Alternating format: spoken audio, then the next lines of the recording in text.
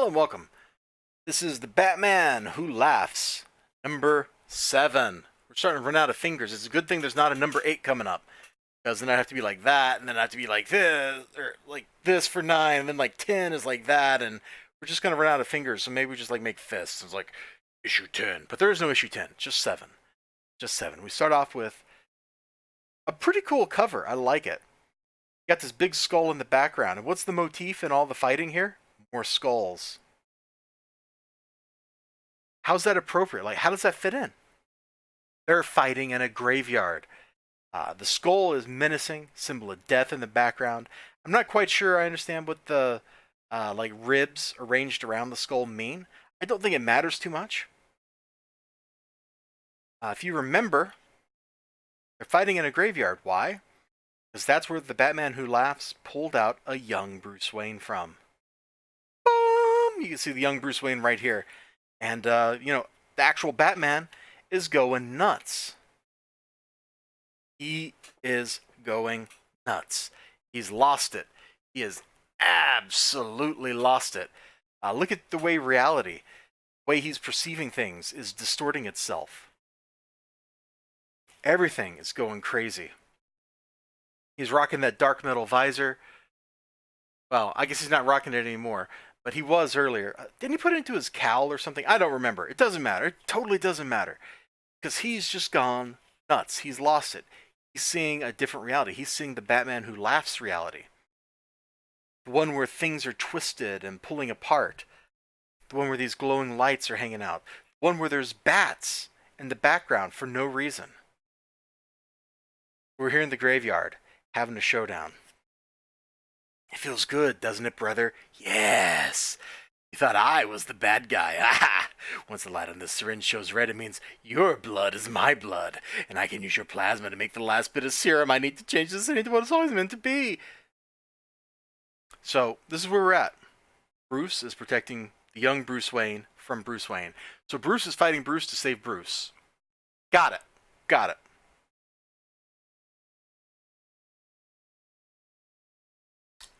I don't like the coloring in the lettering So that red on black is kind of hard to read. But in some of these other boxes, when it's Batman narrating, it's black on gray. It's even harder to read. It's even harder to read. It ain't no good. It ain't no good. So they have this great little fight sequence. Meanwhile, Jim Gordon is down in the reservoir battling the Grim Knight. Same thing kind of going on. It's a parallel situation. You got James Gordon over there in like the proto Nightwing suit.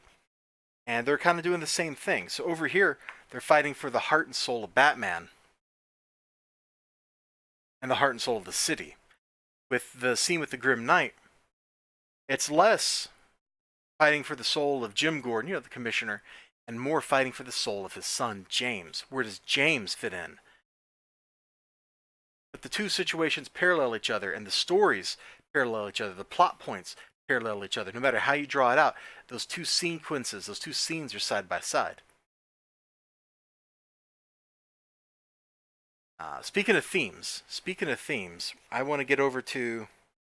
I think this is a more powerful place to go than to James and Jim Gordon scene. Because we all know Alfred, and here he is. Here he is, Alfred doing the thing that any responsible parent would do. Going to kill the thing that's going to kill his kid. Now, technically Alfred's not really Bruce's dad, but Alfred kind of raised Bruce Wayne. He has always been there. He will always be there. He is the bedrock upon Bruce Wayne's life, or upon which Bruce Wayne's life is built. And here he is, protecting the young Bruce Wayne, helping his Bruce Wayne. He's doing what should be done. I haven't seen Alfred like this determined and this mad and this ready to have a throwdown since whichever Alien vs. Predator miniseries I have a little collected edition of. I think it's Predator vs. Batman. There we go. I said it right that time. Predator vs. Batman. I think it's the second one. Anyway, there's a sequence down in the Batcave. There's two predators. One of them's down there hunting Robin, and Alfred is there with a shotgun. He is going to have a throwdown with this strong, fast, technologically superior, combat superior foe, alien weaponry, and all he's got, shotgun. That's Alfred. Not that Alfred Pennyworth is a slouch, because Alfred Pennyworth, he was like MI6 or something. He's like totally a spook. He's a spec ops guy. Like, he's trained to kill. He's got all those skills and talents, which comes super in handy for Batman. But look at this. He's had enough. He has had enough. He's going to save Bruce. And he doesn't care what it takes. He doesn't care if he loses. He has to do it. It's the right thing to do. So here he is. Die! Die! Die! I don't know how many shots his double-barreled shotgun has. Apparently at least 4 here.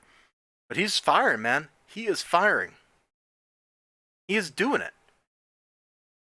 And while he's doing it, the Batman Who Laughs is taunting him. I never told you how you died on my world. You were the last one I faced. After everyone else, you were tough too. You rigged the cave, the vehicles, all to kill me. Truth is, you would have won, but then I managed to convince you that there was still good in me. The little boy was still alive in here. Then I trapped you in the subcaves, fed you scraps, whispered to you at all hours. It took over a year to break you, but break you I did. What's the appropriate response? I'd never. Boom! Sheer determination. He's not letting it happen. He doesn't care if he dies. He is going to stop the Batman Who Laughs. He's not going to let this maniac hurt Bruce Wayne anymore. And he doesn't have to stop him. He did his job, This is grim determination. He knows he's going to die if this fight continues. He knows already. And he doesn't care. He's going to do it anyway. He's going to have that throwdown. Now, it turns out he didn't need to bother because Batman showed up and they proceeded to have their throwdown. And this is something that's so funny. I have to show it to you. I have to, read this to you exactly the way I did. Oh, well, please tell me this was it. Your big contingency after the syringe? Luring me here so Alfred could shoot me? This was your great plan? No. This was. You ready? You ready? Got me. They totally got me. These mid-book 2-page spreads are a hoot, man, because they keep getting me. I'll be reading a comic, and I'll flip over, and I'll be like, whoa! And then I realize it's just the ad. So the scene with James and Jim Gordon, it proceeds similarly, but this is like primal stuff. This is family. This is honor. This is duty. And it's showing how those bonds, the bonds of family, the bonds of duty, the bonds of trust and loyalty. There's stuff later in the book I'm not going to flip through because I don't want to show too many pages, but that theme carries through. It's what this whole book has been about this whole time. Even as Bruce Wayne here has been driving himself literally crazy. Doubting. Doing weird things. Going from place to place. Fighting desperately. It's all built on this relationship between Alfred, Bruce, and how the two of them react to the world they're in. The whole anticlimax at the end, the epilogue, the wrap-up, is exploring that. It's filling that out. It's discussing that. I'm not gonna show you any of that stuff. There's a twist at the very end that kind of puts some of what happens into a different light. Similar situation with Jim Gordon and the Grim Knight. James Gordon is there. He doesn't want to participate. And then suddenly he does. He picks a side.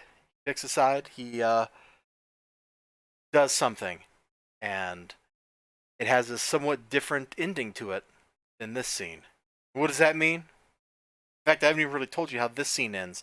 Although you can probably intuit that naturally, in the last issue of a series, the hero wins. You can probably intuit that, but I'm not going to tell you the specifics. It's great stuff. I didn't like the art in this series at first. I thought this art was kind of trash. I thought it was kind of bad. I sure hope I said so when I was doing my reviews of it. Maybe I softballed it because it's like, well, it's Batman. It's got to get good, right? But, I thought it was bad. But as this has gone on, Batman's gone crazier and crazier. I've really taken a liking to this art because I think it depicts the insanity, the mind state of the tortured Bruce Wayne turning to the Batman Who Laughs really well. all in all, this was a fun mini-series. This was a fun run. I think there's more depth here than what I've unearthed so far. So I might have to sit down and reread these. But, my thoughts are, now that we've reached the end, it's all about the relationships, Bruce and Alfred, and how that relationship empowers Bruce to face the world, how it empowers him to be a better Bruce, as opposed to a Bruce who gives in to his madness, or Bruce who turns to just killing everybody. Uh, which is funny because I was just talking about a Carnage comic, and I'm like, why didn't somebody just put a bullet in Carnage's head? And now I'm like, that empowers Bruce to not kill anybody. So whatever, whatever. You have a great day. $4.99. It seems like a lot to pay for a comic, but I think this was pretty worth it. This was a great miniseries. I'm sure the collected edition's only going to be like $20 or something. So you might just want to pick this up in that form. Hopefully, it has the Grim Knight one shot in it, because that was pretty interesting for background material. Although I reckon it was totally superfluous for the main story itself. Take care of yourselves, and I'll see you next time. Bye bye.